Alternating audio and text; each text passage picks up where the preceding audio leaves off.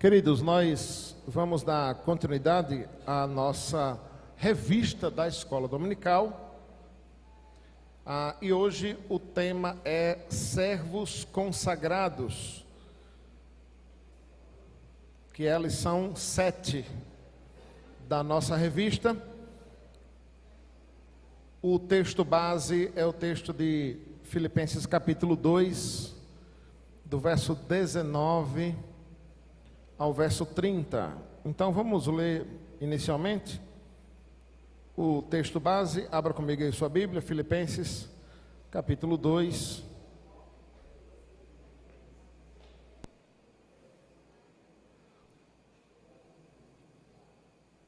Do verso 19 até o verso 30.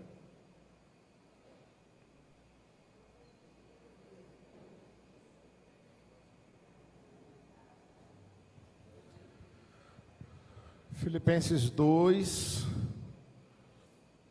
do 19 até o verso 30. Eu queria um voluntário para ler esse texto aqui para mim. Quem será? Levanta a mão, voluntário. Voluntário Bruno ali. Leia para nós, Bruno, por favor, do 19 até o 30.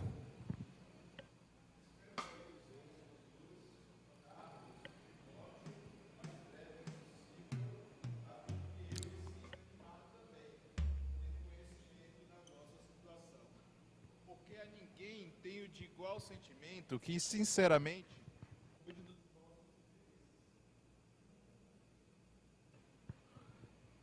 pois todos eles buscam o que é seu próprio, não o que é de Cristo Jesus. E conheceis o seu caráter provado.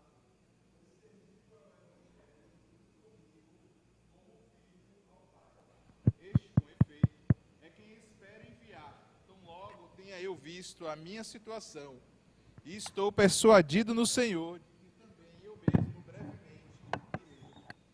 Julguei, todavia, necessário mandar até vós Epafrodito, por um lado meu irmão, cooperador e companheiro de lutas, e por outro vosso mensageiro e vosso auxiliar nas minhas necessidades. Esteja saudade de todos vós, que estava angustiado pelo que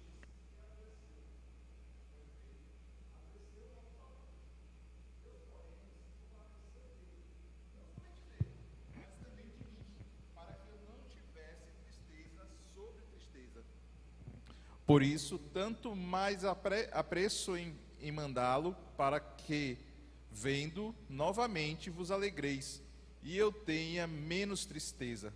Recebei-o, pois, no Senhor com toda a alegria, e honrai sempre a homens como esse, visto que por causa da obra de Cristo, chegou ele às portas da morte, e se dispôs a dar a própria vida, para suprir a vossa carência de socorro para comigo. Muito bem. O tema da nossa lição nesta manhã é servos consagrados, que, como os irmãos observaram através da leitura, esses servos aqui especificamente são os presbíteros, os quais são mencionados aqui, né? Os obreiros, os quais são mencionados aqui: Paulo, Timóteo e Epafrodito. Mas nós sabemos bem que esses princípios eles são aplicados a todos nós enquanto servos, né, de um modo geral. A carta de Paulo a Timóteo, por exemplo, né, é uma carta muito usada para falar para presbíteros, para pastores, para diáconos. É uma carta voltada muito para o que nós chamamos dos oficiais, né? Mas é óbvio que ali são princípios que não se aplicam apenas aos oficiais, não se aplicam apenas aos obreiros, né? São princípios que se aplicam a todos nós. Então nós veremos aqui alguns pontos tratados aí pela nossa revista, e o primeiro deles é o quanto o texto de Paulo nos mostra que servos consagrados são sensíveis. O sensível aqui tem a ver com a sensibilidade, né? A sensibilidade, a empatia uns com os outros. A sensibilidade e empatia, irmãos, é uma característica que Deus deu e dá de um modo geral ao homem, não é? É interessante observar isso ao longo da história, de como, de um modo geral, nós, enquanto seres humanos, nós temos um determinado nível de união. Quer ver uma coisa? Estoura uma guerra, uma catástrofe, não é? Você logo vê dezenas, centenas de voluntários dispostos a doar o seu dinheiro, o seu tempo, arriscar a sua vida para isso, né? Arriscar a sua vida em prol do outro, né? Em prol das outras pessoas, né? Sem contar aqueles muitos que são chamados literalmente para isso, né? Todos aqueles ligados às forças de segurança, por exemplo, né? Você já parou para pensar num determinado sentido, num determinado nível, uns mais, outros menos, né? A depender do ramo, né? Mas é gente que se coloca à nossa disposição para, se preciso até for, morrer para nos defender, não é isso? Morrer para garantir segurança para nós. Então, de um modo geral, sensibilidade e empatia não é algo que se resume ao crente, ao cristão, ao servo de Deus, ao evangélico, né? Não é. Isso é algo que Deus colocou por sua graça comum no coração de todos. Inclusive, é um dos atributos comunicáveis de Deus, né? O amor, que sim, a gente consegue ver mesmo no ímpio, mesmo naquele que não é servo de Deus. E qual é a diferença, então? Como falar de um tema como este, para crentes? E tem a ver com as motivações e os limites dessa sensibilidade, dessa compaixão, desse amor, dessa empatia. Porque nós, enquanto cristãos, devemos fazer isso não apenas como um senso de dever, de um modo geral, mas como um prazer, como uma santa obrigação diante de Deus. Aqui, especificamente, Paulo demonstra o quanto isso acontece da parte dele e da parte de Timóteo para com a igreja de Filipos, né? Para com os irmãos que viviam ali na cidade de Filipos.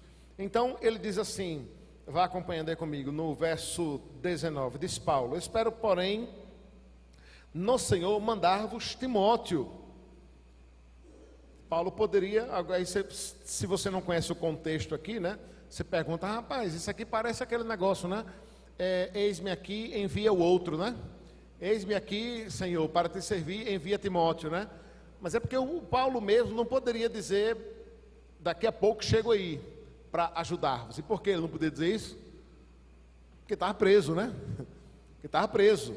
Então, ele diz, espero no Senhor, verso 19, vá acompanhando aí comigo, o que a gente vai basicamente ver a exposição desse texto. Espero mandar-vos Timóteo, o mais breve possível, a fim de que eu me sinta animado também, tendo conhecimento da vossa situação. Onde é que nós vemos aqui a empatia e a sensibilidade do apóstolo Paulo? Paulo tinha ciência de que esses irmãos precisavam ser pastoreados. A gente não tem informações exatas de quem estava, se existia alguma liderança formal nesse momento aqui, que Paulo escreve a carta aos Filipenses, que os irmãos recebem a carta aos Filipenses. Os irmãos recebem essa carta do apóstolo Paulo. Paulo é o plantador dessa igreja, né? É o fundador dessa igreja, ali na cidade de Filipos. É provável que Timóteo tenha passado por lá, tendo sido também um de seus pastores, mas nesse momento aqui, conforme o próprio texto nos aponta, não estava lá nem Paulo nem Timóteo. Nem Paulo nem Timóteo. Isso aqui permite-me uma aplicação válida para os nossos dias. Eu não tenho dúvida alguma, irmãos, que a igreja precisa, ovelha precisa de pastor. Deus determinou, isso sempre foi assim, perceba, Deus chamou um povo para si e chamou líderes para cuidar desse povo. Já prestou atenção nisso? Sempre foi assim, Sempre foi assim. Então, é um equívoco aqueles que acham que a figura da liderança é dispensável, é desnecessária. É um grande equívoco. E perceba que isso não é uma exaltação à pessoa que está à frente, mas é uma valorização e importância daquilo que o próprio Deus determinou. Deus sempre chamou um povo para si e sempre chamou pessoas para liderar esse povo, desde Adão. É Adão, é Noé, é Moisés, é Abraão, é Isaac, é Jacó, é Davi, é Cristo, é Paulo, é Pedro, é Lutero, é Calvino, é Timóteo, sabe? Então, Deus sempre chamou e sempre levantou. E então aqui vem a importância disso. Mas uma outra coisa também precisa ser dita. O supremo pastor é Cristo.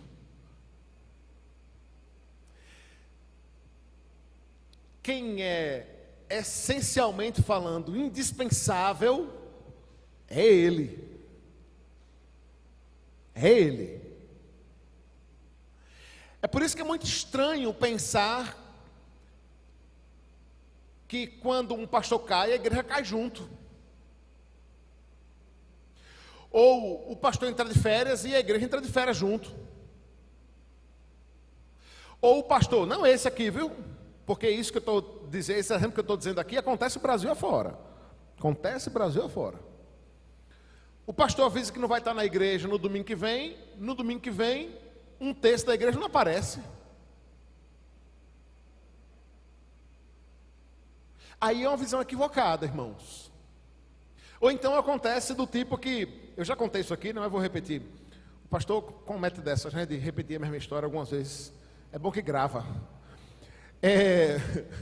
Eu fui colega de classe, né, do seminário, de um irmão que era seminarista na igreja presbiteriana de Santo Amaro. É uma igreja grande, bem tradicional lá em São Paulo, né?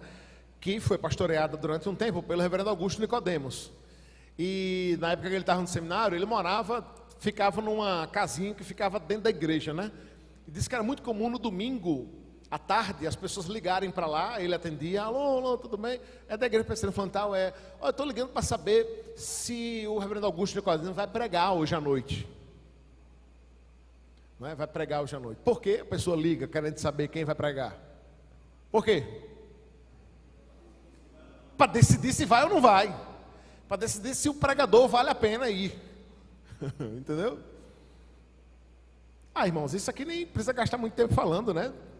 De como nós vivemos numa geração e num tempo onde pessoas idolatram seus pastores, idolatram líderes, idolatram teólogos, idolatram figuras, não é? É triste essa dependência nossa de um bezerro de ouro, né? A gente está sempre construindo um raio de um bezerro de ouro. Aí, de vez em quando, vem Deus e destrói o bezerro de ouro, como fez com hoje o herege do Caio Fábio, por exemplo. Aí um monte vai junto com ele, a igreja cai e fica, meu Deus, rapaz, é um homem pecador, fala, irmãos. Eu disse isso aqui porque é provável, é possível, que nesse período aqui, da igreja de Filipos, a igreja em formação, construindo, não tivesse necessariamente uma liderança formal fixa lá, uma figura aqui. Olha só, isso aconteceu muito no Brasil, irmãos. Isso aconteceu muito no Brasil. Os mais antigos devem ter acompanhado isso. Igrejas foram formadas, cresceram e se organizaram sem ter necessariamente a figura de um pastor lá todo domingo. É assim ou não é, seu Gilberto? Eu tive um professor no seminário, o reverendo Onésio, que o seu Gilberto conheceu.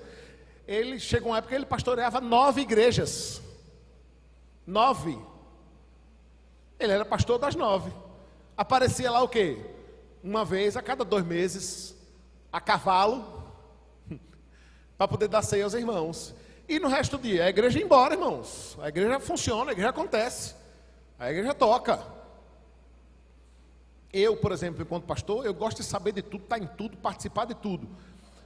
Mas a igreja não pode depender do pastor para a coisa acontecer, para a coisa funcionar. E se Deus promover o pastor para a glória celeste, como é que fica? Até arrumar outro pastor, a igreja vai, não, a igreja caminha. A igreja tem seus presbíteros, a igreja tem seus diáconos. E se não tiver presbítero e diácono, tem gente crente. Deus levanta para pregar, para dar aula, para cuidar, para abrir a igreja. Não é? Muito bem. Então Paulo deseja aqui, né, que mandar Timóteo, diz ele, o mais breve possível. E olha só a sensibilidade de Paulo com a igreja de Timóteo, a fim de que eu também seja animado. Animado. Isso com as notícias, né, acerca dos irmãos que ali estavam, né? Tendo conhecimento da vossa situação. Lembremos que o contexto aqui, hoje em dia é fácil saber como está a outra igreja, né? Você passou... Quem aqui já fez parte de outra igreja além dessa? Levanta a mãozinha assim para eu ver. Quem? Muitos, né? Olha só, muitos. Às vezes a gente procura saber, né, como é que estava a igreja anterior, não é isso? E aí, como é que está? Você encontra um irmão da outra igreja lá. Você pergunta, e aí, como é que está a igreja lá, né? É fácil, né? Você manda uma mensagem no WhatsApp, você quer saber como a igreja está? Você olha o Instagram, não é isso? Entra no canal do YouTube da igreja, né? Manda uma mensagem no WhatsApp para saber como é que está, e você sabe. Nesse tempo aqui é mais difícil o negócio. Não é? É um tempo onde a comunicação era por cartas, ou por pombo correio, né? O indivíduo vai lá, manda Timóteo lá, vai lá em Éfeso, vai lá em Tessalônica, vai lá em Filipos. Aí depois esse mesmo Timóteo vai visitar Paulo na prisão e traz as notícias, né? O negócio demorava, então o contexto aqui é esse, né? Olha só, o zelo de Paulo para com os irmãos da cidade de Filipos, verso 20. Porque a ninguém tenho igual sentimento, que tão sinceramente se interessa por vós. Quem se interessava por Filipos? Timóteo. Timóteo aqui está dando o recado aos irmãos de Filipos do carinho, do amor que Timóteo tinha pela igreja, que Timóteo tinha pelos irmãos, não é? E aqui demonstra essa ação mesmo, né, pastoral de Timóteo, do amor que ele tinha pela igreja, pelos irmãos, pelo rebanho. É nesse sentido, inclusive, irmãos, que o pastoreio, o pastorado não é um emprego. Não é um emprego. Eu sei que vocês sabem que o pastor presbiteriano recebe, mas ele não é CLT, por exemplo. Ele não é CLT. Ele não é funcionário da igreja. Eu não sei se os irmãos sabem disso, mas o dinheiro que o pastor recebe não chama salário. O salário do pastor. Com exceção dos oficiais. Os oficiais não podem responder, hein? Como é o nome do dinheiro que o pastor recebe? Quem sabe? Côngruas. É bonito o nome, né? Mas sabe o que significa? Quem sabe o que significa? Esmolas. Significa esmolas. Aí você pode dizer assim: não, mas o pastor ganha bem. O pastor da igreja fulano de tal ganha bem. Não, o pastor pode ganhar bem, não é esmola. Mas o pastor que se preza, por exemplo, se seu chefe chegar lá para você e disser assim: rapaz, a gente está passando uma situação difícil aqui na empresa e a gente vai ter que cortar R$1.000 do seu salário. O que é muito provável que você faça? Não, tchau, vou embora. Não, beleza. Eu sinto muito por você, mas eu não tenho nada a ver com isso. R$1.000 a menos não dá para mim não. Tchau, vou embora. Ô, irmãos, um pastor que se preze não faz isso. Não faz. Porque um pastor que se preze, a relação dele com os irmãos não é uma relação de negócios.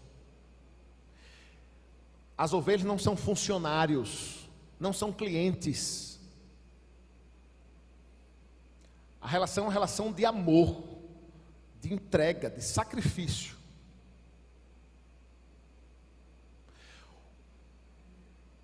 Sabe aquela história de que o bom profissional não leva... O bom profissional é aquele que... Eu comentei isso aqui no curso de oficiais, né? Para os oficiais. Que isso vale para os oficiais também, né? O bom profissional é aquele que nem leva os problemas de casa para o trabalho, nem leva os problemas do trabalho para casa, né? O bom profissional é aquele profissional que ele estressa lá no trabalho, mas ele deixa aquilo tudo lá, chega em casa, é uma outra coisa, né? Os problemas da empresa, ele só pensa nos problemas da empresa na empresa, né? Um bom pastor não pode fazer isso. Não pode fazer isso. Eu penso nos problemas da igreja 24 horas, irmãos. Se Rafa chega para mim e conta o quanto a vida dele está difícil e é um problema, eu não deixo aquele problema lá no gabinete. Não, eu lembro durante a semana de Rafa e a gente chora por isso e ora. Não, mas na folga a gente diz assim, na folga o pastor faz o seguinte: olha, hoje eu esqueço de todos os problemas da igreja, fica tudo para trás. Não, na folga a gente pensa também. E nas férias, também nas férias. Porque isso não é um emprego, não é uma função, né? Olha aqui, é Paulo dizendo, olha, porque eu acho que ninguém tem igual sentimento e que tão sinceramente se interessa por vós como Timóteo. No caso, é o sentimento de Timóteo para com a igreja de Filipos, né? Dizer, olha só, pois todos eles buscam o que é seu próprio e não o que é de Jesus Cristo. E não o que é de Jesus Cristo. Essa, irmãos, é a diferença entre o cumprimento de um chamado para servir e um cumprimento de um dever. Agora, deixe-me fazer o seguinte exercício.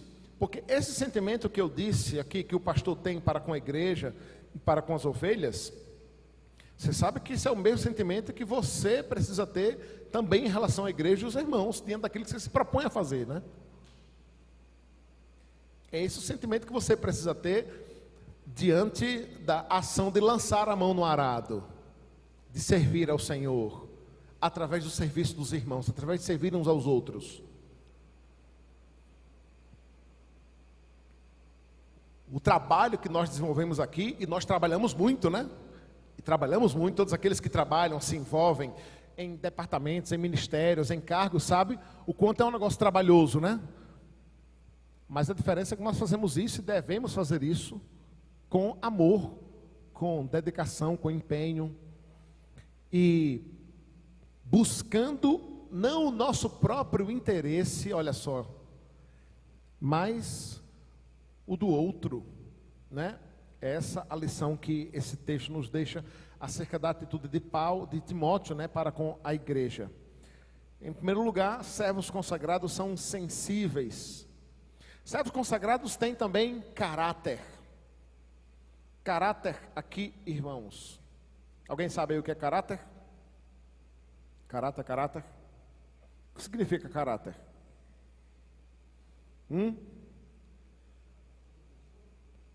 É o quê? Aquilo que eu sou, disse o seminarista. Quem mais completa aqui? O que é caráter?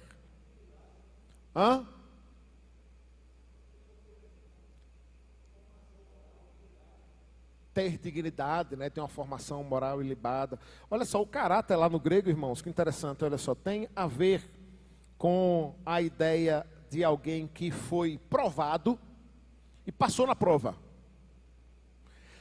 Alguém que foi provada a sua resistência e resistiu. Sabe aquela figura de alguém de um soldado que é feito refém pelo exército inimigo e ele então é torturado para entregar, por exemplo, segredos de Estado e etc, né? E ele resiste, mas ele resiste até ali quase chegar à morte e é resgatado.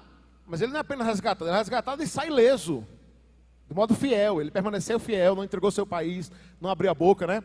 Ele tem um caráter ilibado, ele passou pela prova e foi aprovado. Essa é a ideia do caráter.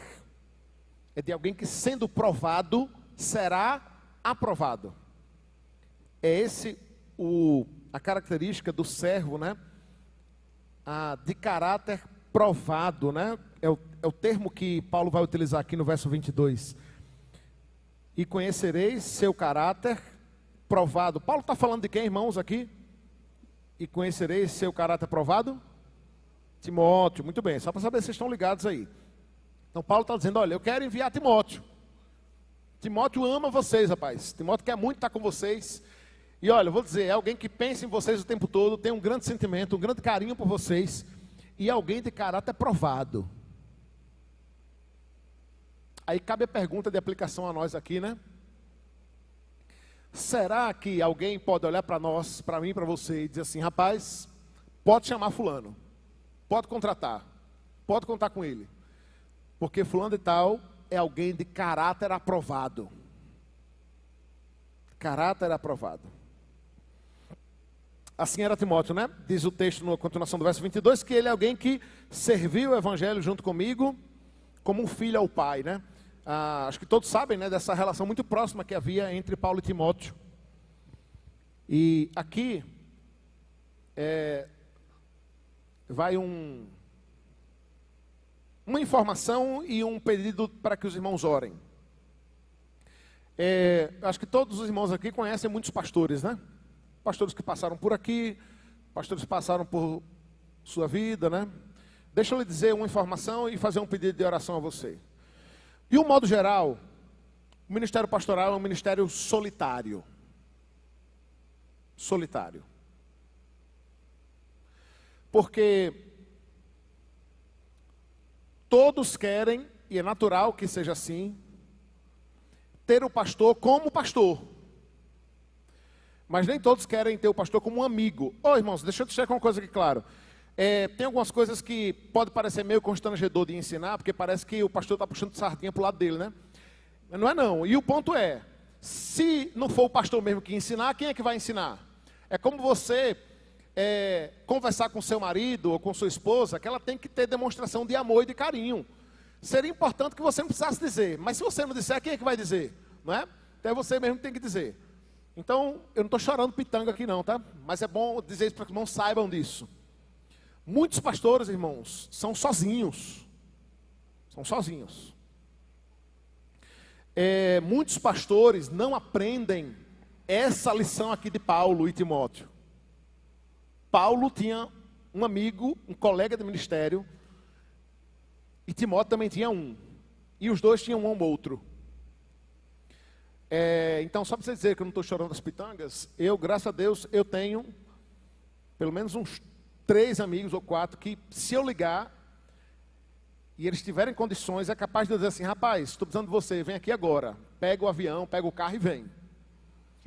E eu também faço isso para com esses 3 ou 4. Um deles é o pastor Carlos, que veio aqui, vocês conheceram. Porque o pastor precisa disso.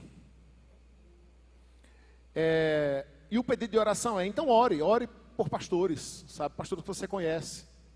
A gente tem vivido, irmãos, por exemplo, um período de muitos pastores diagnosticados com depressão.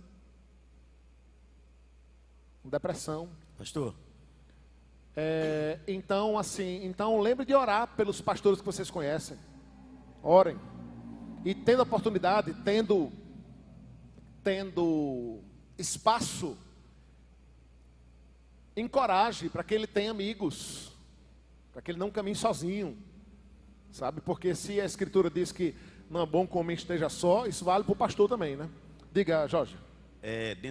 Dentro desse contexto de amizade, é mais fácil ser amigo do pastor ou o pastor ser amigo de alguém? Tá. Ouçam com bastante cuidado isso que eu vou dizer, viu? Mas antes disso eu vou começar dando um exemplo. Certa ocasião, num círculo de oração ou num pequeno grupo, cada um dos irmãos fazia um pedido de oração. E aí chegou a vez do pastor. E o pastor disse assim, eu queria que os irmãos orassem pela igreja, a gente vai ter acampamento, orem pelo acampamento, queria que os irmãos orassem também pela saúde da minha esposa, como os irmãos sabem, ela está doente, e ora também pela nossa junta diaconal, que vai desenvolver um trabalho de entrega de cesta básica na comunidade.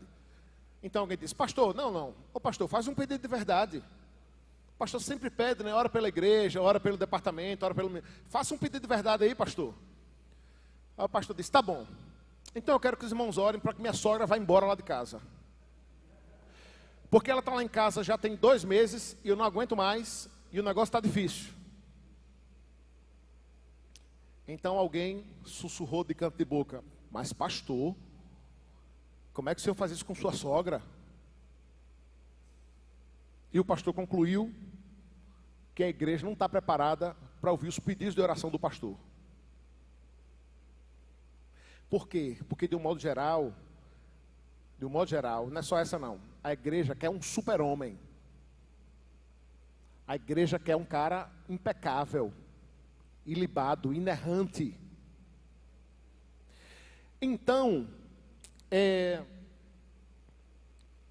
o que eu quero dizer, Jorge, com amizades e relacionamentos, o pastor precisa ter relacionamentos mais profundos, sabe?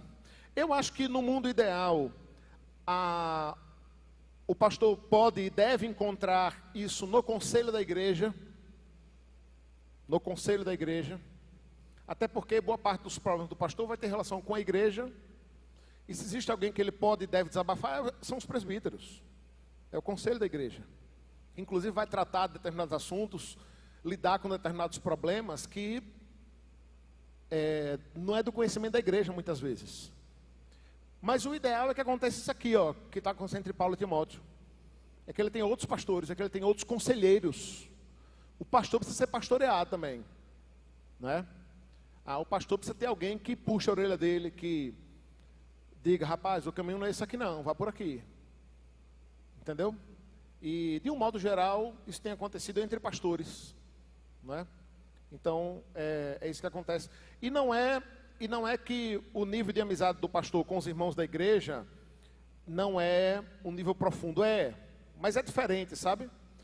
Você sabe amigos e amigos, né? As amizades, elas têm características diferentes, né? Elas têm características diferentes. Você talvez tenha amigos que é aquele amigo que você conversa, desabafa, mas se for amigo que você chamar para ir para a aventura, ele não vai, né? Já tem pessoas que, entendeu? Então, as amizades são diferentes nesse sentido, nesse nível, né? Mas é basicamente isso. Respondi aí, Jorge? Beleza? Muito bem. Então, Paulo demonstra aqui, nessa proximidade que ele tem com Timóteo, inclusive dizendo que é uma relação de pai e filho, né? Aqui, isso aqui é outra coisa bem interessante também, né? Então, por exemplo, eu disse que eu tenho uns 3 amigos, né? Mas eu tenho 2 pastores que são mais velhos que eu. Um deles foi meu tutor e outro foi meu pastor lá em São Paulo. Que são caras assim, que diante de grandes decisões, grandes coisas, rapaz, eu sempre ligo para esses caras. Tipo assim, são meus gurus, sabe? Pastores experientes, de vida, de ministério, de caminhada com o Senhor. Lembra que eu falei aqui agora da importância de ouvirmos a direção de Deus através disso? Vou dar um exemplo prático. Estou mudando de igreja, posso ir para o Amazonas ou posso ir para o Rio de Janeiro. Não dá para abrir a Bíblia e dizer qual é a vontade de Deus. Consegue perceber um exemplo prático? Rapaz, estou na dúvida aqui. Eu ligo para esses caras. Rapaz, está acontecendo isso. E é engraçado que, às vezes, quando Deus direciona, né, e fala, é interessante que, às vezes, eu ligo para um, aí ligo para o outro, e os dois não se conhecem, não. Ligo para o outro, aí eu digo, não, rapaz, vocês combinaram isso aí, só pode ser. Porque falou exatamente a mesma coisa lá, então pronto, Deus já revelou a vontade. Né? Deus já revelou o que tem que fazer, né? É revelação. Deus já revelou o que tem que fazer, né?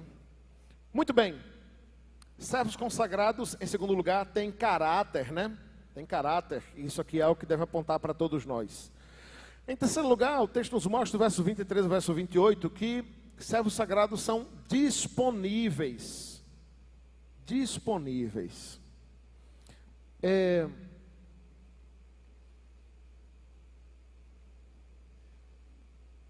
Irmãos, a disposição, isso é um tema muito interessante, do servo, é quase que uma redundância, porque todo servo deveria estar disponível, e disponível sempre.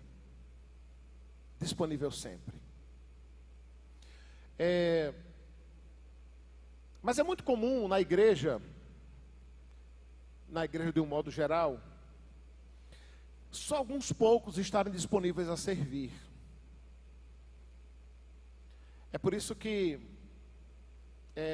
um pastor antigo da minha região contava a história que a igreja é mais ou menos como uma carroça que está sendo puxada. E ele dizia que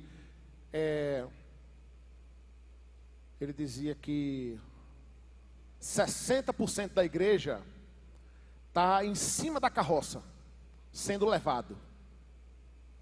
60% da igreja está em cima da carroça, sendo levado. 30% da igreja está na frente da carroça, puxando a carroça para frente. É gente que trabalha, que se dispõe, que está nos ministérios, que está nos departamentos, que aceita os cargos, que não diz não, que está disposto a servir, que está ali sempre. Falta 10%, né? Estão atrás da carroça, puxando para a carroça não andar.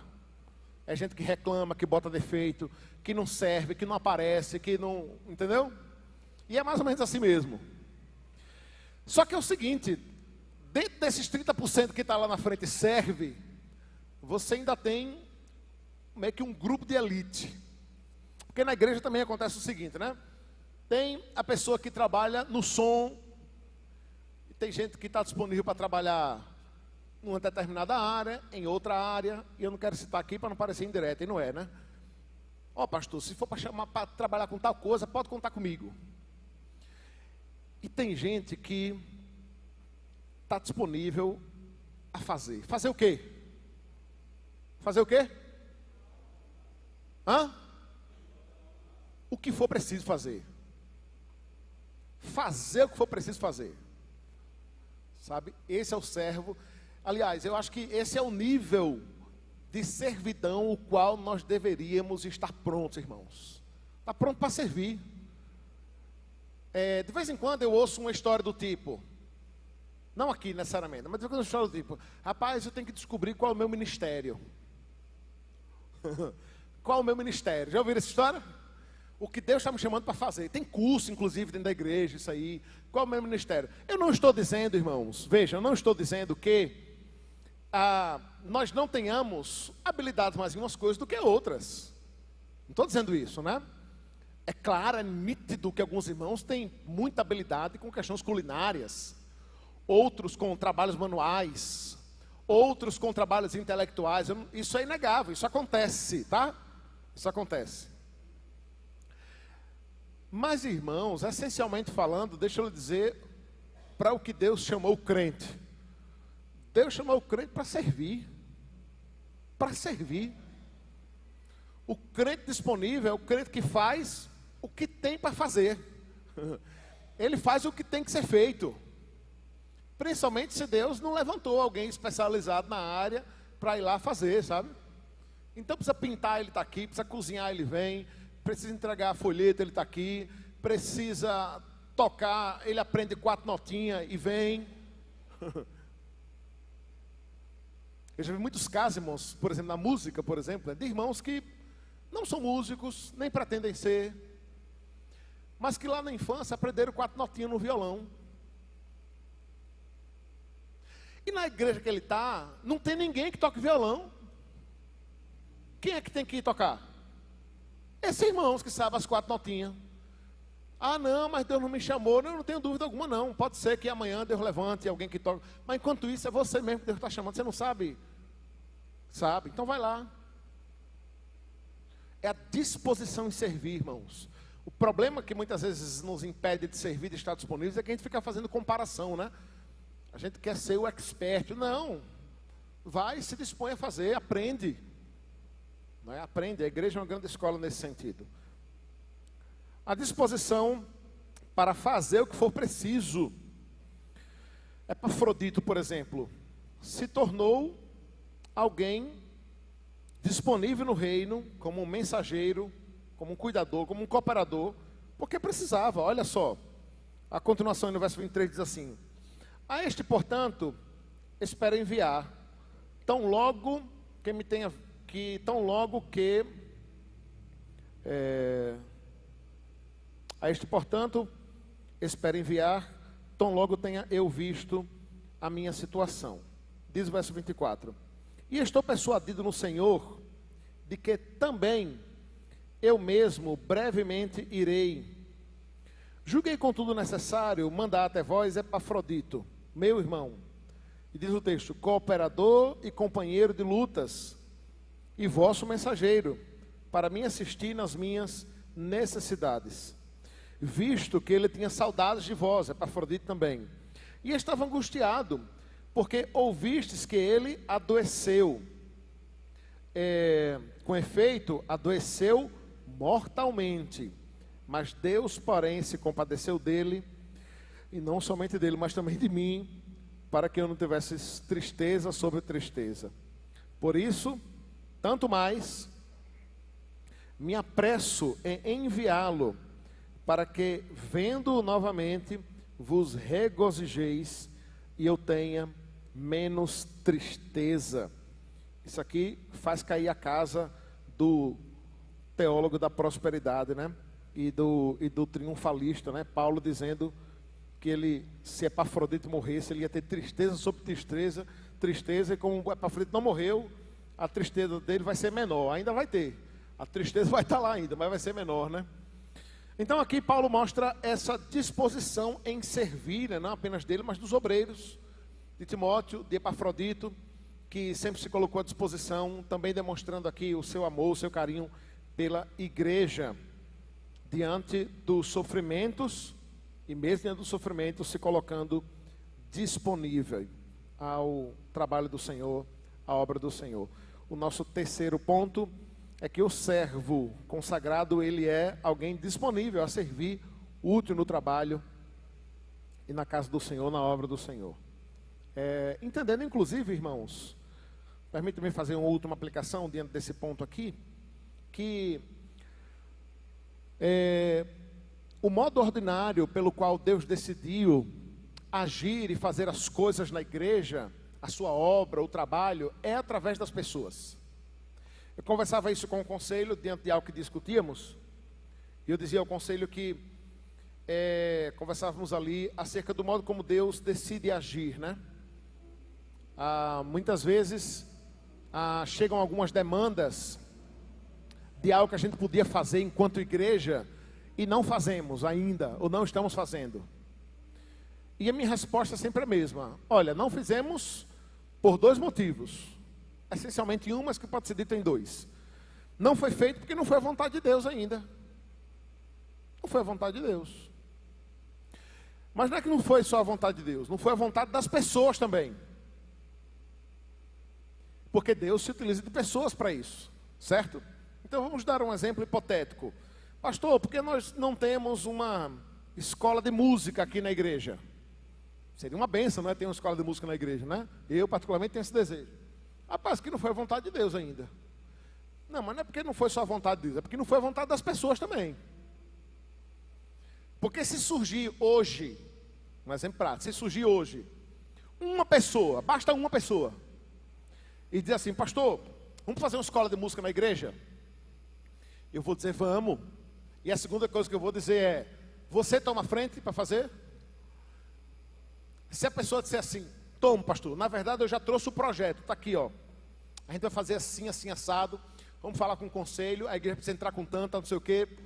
A coisa vai acontecer. Consegue perceber, irmãos? E por que não aconteceu até hoje? Porque Deus não quis, porque Ele não levantou ninguém, e porque ninguém se dispôs a fazer.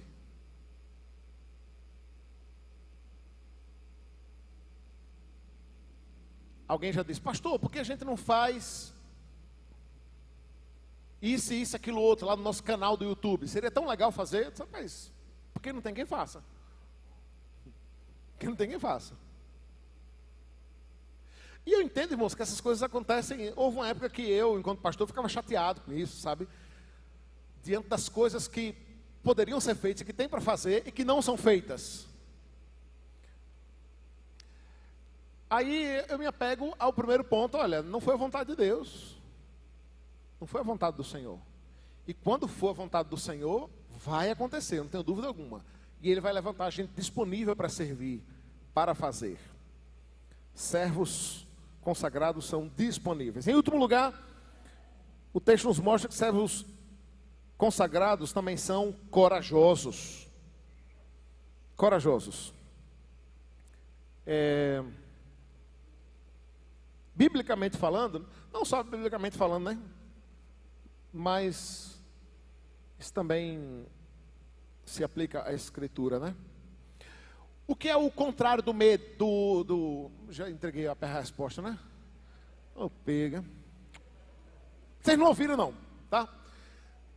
O que é o contrário do corajoso? É o... Ah, vocês são espertos. Mas é óbvio, né? A gente não para pensar nisso, né? O contrário, o antônimo, o oposto do corajoso é o medroso. É o medroso. Mas a gente não está falando do medo enquanto sentimento, tá? Pense no medo enquanto ação. Um medo que impede você de agir. Porque o sentimento até pode estar lá. Mas se o espírito for corajoso, a ação sai. Quer ver uma coisa? Uma vez eu vi uma reportagem, o repórter perguntando ao piloto que tinha não sei quantos saltos, mais de 1000 saltos, se ele tinha medo de pular. E para surpresa de todos, ele disse o quê? Sim, tenho medo. E eu fiquei, gente, mas o cara tem mais de 1000 saltos, como é que tem medo? E ele explicou, rapaz, cada salto é uma coisa. O avião pode dar errado, o paraquedas pode não abrir, o equipamento pode não funcionar, cada salto é um salto. Não existe currículo para o salto. E ele tem medo. Mas ele deixa de pular? Por causa do medo? Não. Ele tem medo e pula. Eu gosto de dizer que essa é a diferença entre o medroso e o corajoso. O corajoso, ele até pode ter medo, mas ele pula, ele salta. E o medroso trava e não vai. Não age. Não age. O crente, irmãos, o crente foi chamado para a coragem. Para sermos corajosos. Aliás, isso é um imperativo, isso é uma ordenança que aparece dezenas de vezes na Escritura. Eu vou repetir, dezenas, irmãos. E o termo é qual? Qual o versículozinho? Fala, Consuelo. Sede fortes e corajosos. Pense num versículo que se repete, principalmente no Antigo Testamento. É como se Deus estivesse passando uma cartilha para o povo de Deus. Sobretudo, especialmente para os líderes, para a liderança. Deus disse isso a Noé, disse isso a Abraão, disse isso a Moisés. Sede fortes e corajosos. O medo, irmãos, a covardia não é uma característica do crente. Não é. Não pode ser. Isso aqui não tem nada a ver com imprudência, tá? Porque é um dos argumentos do medroso, né? Não, mas eu não sou medroso, eu sou prudente. Eu sou cauteloso. Pode até ser, né? Mas pode ser uma cautela travestida de medo, de covardia, de insegurança. A quarta e última característica que a lição nos traz aí, para você que está com a revista, é que servos consagrados são corajosos. Diz assim o verso 29. Recebei-o, quem? No caso, agora recebei-o quem? Quem é? No verso 29 que Paulo está dizendo, recebei-o? É Epafrodito, você não confunda não é Timóteo. Timóteo vai ainda um dia, certo? Agora aqui ele está falando de Epafrodito. Recebei-o, pois, no Senhor, com toda alegria, e honrai sempre homens como ele. Eu falei aqui, né, agora há pouco, de uma geração que idolatra seus pastores, não é? De uma geração que endeusa seus líderes. Mas a outra ressalva também precisa ser feita. De muitos que não valorizam seus líderes, não valorizam seus pastores. Deixa eu dar um dado triste para os irmãos aqui. Nem sei se está gravando, mas se tiver, é a realidade. Muitas igrejas presbiterianas, irmãos, têm tratado seus pastores como funcionários. Como se funcionários fossem. Na cobrança, na exigência, no trato. E se por um lado extremo da coisa é olhar para o líder como um Deus, o outro lado é não dar o devido valor, a importância e a honra que é própria dentro do trabalho que ele faz. É o que Paulo está dizendo aqui, né, em relação a Epafrodito. Olha, se alegre e honre sempre homens como estes, homem como ele. Visto que, verso 30, acompanhe comigo em verso 30. Visto que, por causa da obra de Cristo, chegou ele às portas da morte, expondo a vida, para suprir a vossa carência de serviço para comigo. Que belo testemunho, né? Que belo testemunho. Aqui Paulo está falando do quanto líderes se colocam à disposição de Cristo para servir a igreja e tudo aquilo que eles passam por isso. E agora eu quero aplicar não apenas aos pastores, mas aos presbíteros, aos diáconos e a todos aqueles que exercem liderança. Irmãos, nós precisamos valorizar os nossos líderes. Precisamos valorizar e honrar aquele que se dispõe a tomar a frente e fazer aquilo que precisa ser feito. Você sabe qual é um dos motivos pelos quais muitos não aceitam cargos de liderança, né? Não aceita entrar na diretoria da SAF, não aceita cargo na UMP, na UPA, não quer ser presbítero nem diácono, não aceita ser professor de escola dominical. Você sabe que em todos esses que dizem não, dentre os muitos motivos tem um, né? Ele não quer sofrer as consequências naturais de quem está à frente. Ele não quer se expor aos riscos naturais e ao ônus que certamente terá na liderança.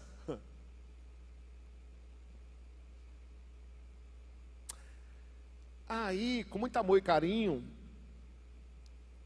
eu pergunto aos irmãos: estes têm se mostrado como servos corajosos ou medrosos? Porque eu, particularmente, eu não engano ninguém. Quando se fala de liderança, você vai apanhar. Não vem enganado não, você vai tomar pedrada. Vai, com certeza vai. Vão ser injustos com você? Vão também. Vão falar mal do seu trabalho? Também vão. Não tenha dúvida alguma disso. Pode ser que seja difícil? Pode ser que seja difícil. E aí, vai encarar? Ou vai correr? O trabalho precisa ser feito. A demanda está aí. A seara é grande. Com isso eu quero dizer o seguinte: então valorize, irmãos. Valorize o trabalho do presbítero. O presbítero erra, o diácono erra, não tenho dúvida alguma disso. Coisas precisam ser acertadas, precisam ser corrigidas, sim. Mas muitas vezes a gente só tem olho para ver o que é feito errado. A gente só enxerga o que precisa ser feito. Não tem a mínima sensibilidade de olhar para trás e perceber o que já foi feito, o que já foi desenvolvido. Quer ver uma coisa? É muito comum nas igrejas, de um modo geral, alguns irmãos servirem há muito tempo, há muitos anos, servindo, trabalhando.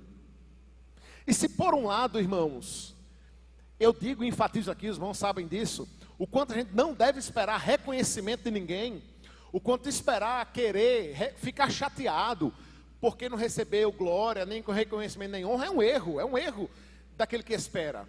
Por outro lado, erramos nós quando não damos a devida honra, o respeito, o reconhecimento e a gratidão de quem faz. De quem faz. Você entenderam a matemática, né? Eu não devo esperar a gratidão de ninguém, mas eu devo ser grato. Eu devo ser grato. Afinal de contas, somos nós diretamente abençoados pelo serviço. Pelo serviço. De coisas que a gente não para pensar, né? Você chegou aí, sentou aqui nos bancos, os ar-condicionados estão funcionando, né? Mas eles quebram. E alguém vai lá atrás, para correr atrás, para fazer uma manutenção, para vir aqui abrir a igreja para o técnico vir, limpa depois aqui tudo, da sujeira que fica, que cai. Você chegou, a igreja está cheirosinha, né? Bonitinha, né? Mas alguém limpou, alguém fez, alguém serviu.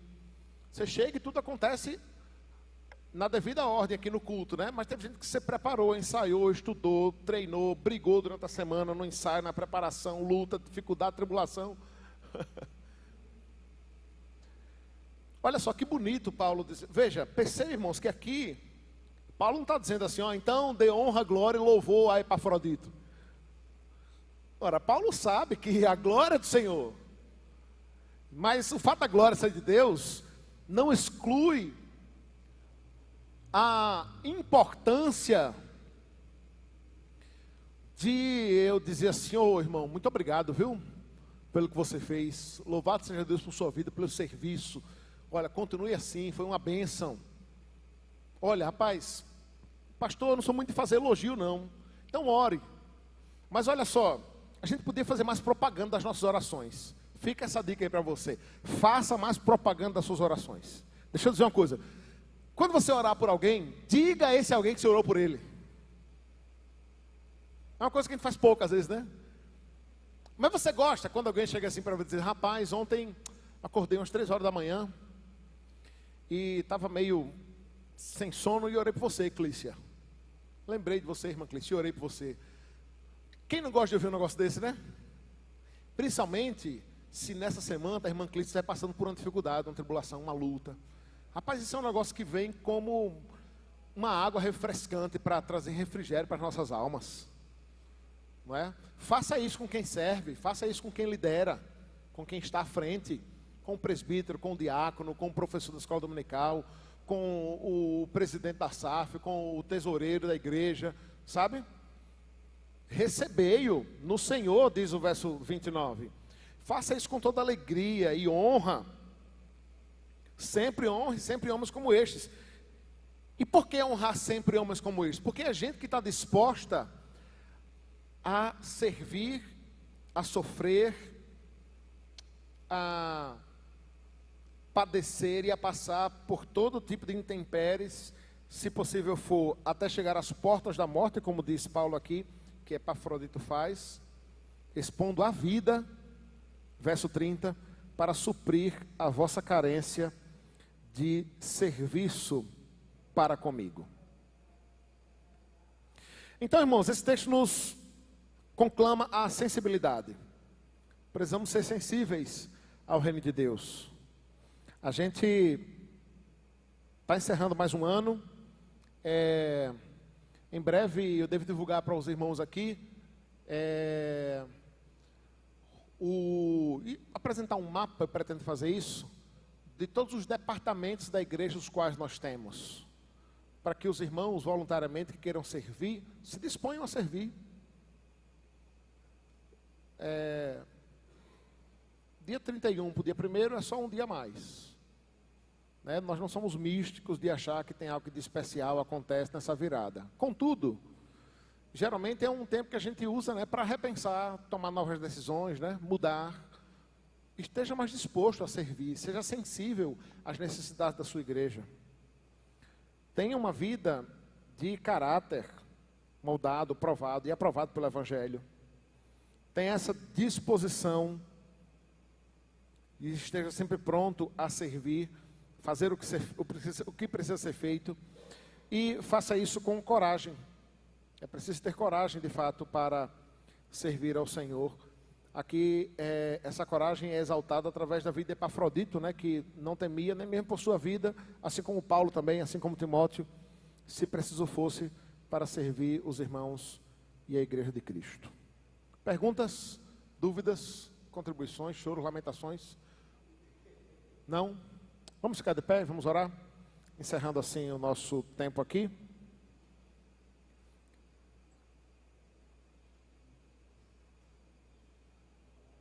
Muito bem. Pedir ao irmão Weber que ore a Deus, encerrando esse tempo e nos abençoando. Pai, graças te damos, Senhor, por mais este momento aqui diante do Senhor.